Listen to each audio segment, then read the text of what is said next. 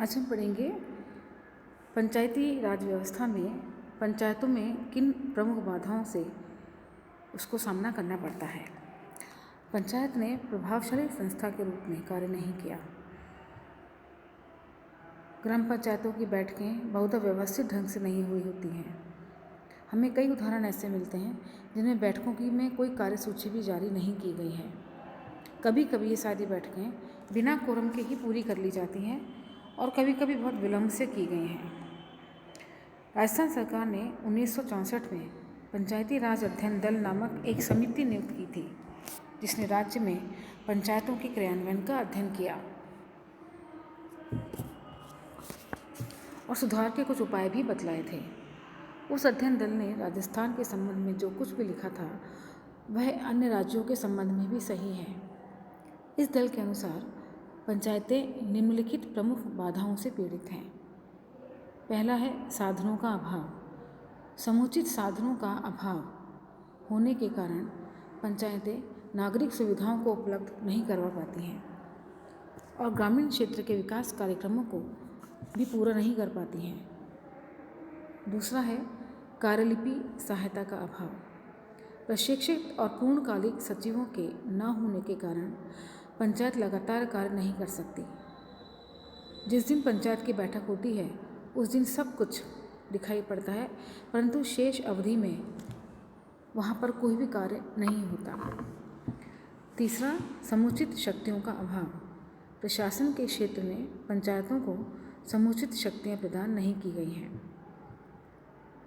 चौथा है राजस्व और पुलिस कर्मचारियों के सहयोग का अभाव। यद्यपि अधिनियम में ये प्रावधान है कि राजस्व तथा पुलिस कर्मचारियों को पंचायतों के साथ सहयोग करना चाहिए, किंतु पंचायतों को उनका सहयोग नहीं मिल पाता है। अनेक मामलों में पंचायतों के निर्णयों को इसलिए क्रियान्वित नहीं किया जा सकता कि पुलिस ने समय पर उसकी सहायता नहीं की होती है। नेक्स्ट आता है मार्गदर्शन तथा परिवीक्षण का अभाव। पंचायतों को मार्गदर्शन और परिवीक्षण लगातार उपलब्ध नहीं होने के कारण इनके कार्यों में बाधा पहुंचती है। पंचों की उदासीनता।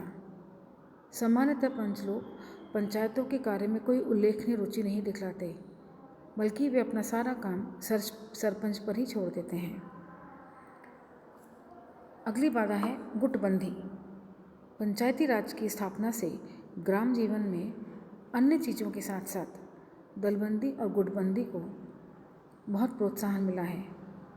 विशेष रूप से चुनावों के समय गांवों में उत्पन्न कटुता गांव के वातावरण को दूषित कर देती है और प्रतिद्वंदी गुट इन संस्थाओं के कार्यान्वयन में बाधा डालते हैं। नेक्स्ट आता है नियमों और कार्यप्रणाली की जटिलता। बहुत से सरपंच और पंच अपने नियमों और कार्यप्रणाली को अच्छी तरह से नहीं समझते। वो कार्य करने से घबराते हैं, इसीलिए पंचायत के काम करने से बचते रहते हैं और कोई भी कार्य पूरा नहीं कर पाते हैं। फिर आता है अपराधियों के विरुद्ध सामयिक कार्रवाई का अभाव। सामान्यतः अपराधियों के विरुद्ध कार्रवाई में देर होती है। परिणाम स्वरूप लोगों को पंचायती राज की संस्थाओं में और उसके कामों में कमी महसूस होती है। पंचायत समिति का सन्निकट होना।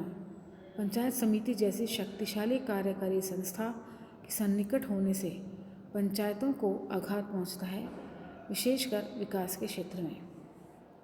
सरपंच का महत्व। पंचायत समिति के सदस्य के नाते सरपंच का अत्यधिक महत्व बढ़ गया है।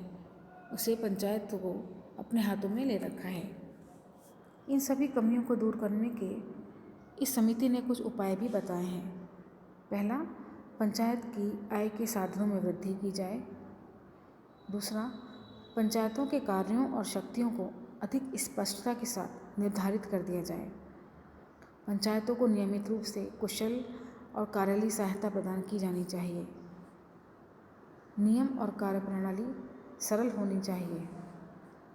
राजस्व तथा पुलिस कर्मचारियों का निरंतर सहयोग सुनिश्चित होना चाहिए। जिन सरकारी विभागों का पंचायतों से संबंध है उन्हें पंचायतों के साथ साथ मिलकर काम करना चाहिए। अपराधियों का साथ, चाहे वे सरकारी कर्मचारी हो, चाहे निर्वाचित अधिकारी हो, कठोर कार्रवाई की जानी चाहिए जिससे अपराधों को रोका जा सके। सरपंच को हिसाब रखने और नकद लेन देन के कर्तव्य से मुक्त कर दिया जाना चाहिए। ग्राम सभा को सक्रिय बनाया जाना चाहिए जिससे वह प्रभावकारी भूमिका अदा कर सके। और सबसे महत्वपूर्ण कि जनता को लगातार शिक्षित करने का भरसक प्रयत्न किया जाना चाहिए।